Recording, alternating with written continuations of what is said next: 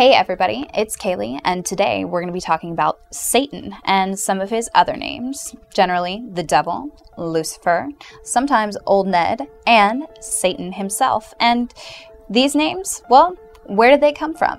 You gotta stay tuned to find out. First up is devil. The devil himself. Well, the word devil was once thought to be a simple contraction of the phrase do evil. However, its history is slightly more complicated than just that. When the Old Testament was translated into Greek, the word diablos was used to convey the Hebrew Satan. So, diablos comes from the verb diablian, which means to slander or accuse. Now later on, when the Old Testament was translated once again into Old English, the word deophal was used. Now, modern-day devil comes from deophal, and its meaning behind that is actually the slanderer or accuser of the soul. So, what about the name Lucifer? Well, not unlike Vesuvius and Promethean, Lucifer in the 19th century actually referred to matches. And in fact, the name Lucifer itself is no reference whatsoever to the devil and comes from the words Lucem Fere, which means light bringer, in reference to the morning star. Old Ned. Now, Old Ned effectively means to raise hell. It's an Americanism that can be dated all the way back to 1859, and along with Old Splitfoot and Old Scratch, Old Ned is another name for the devil himself. Satan. Now, Satan is a Hebrew word that comes from the Old Testament, meaning adversary.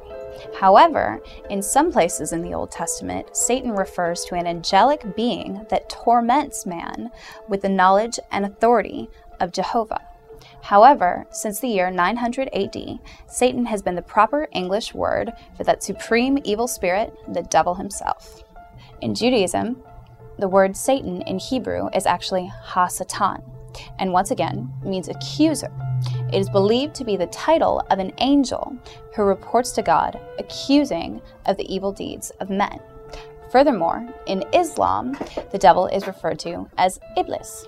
Iblis was believed to be created from smokeless fire, which is interesting because in Christianity, the devil is a fallen angel, and in Islam, he's believed to be a jinn.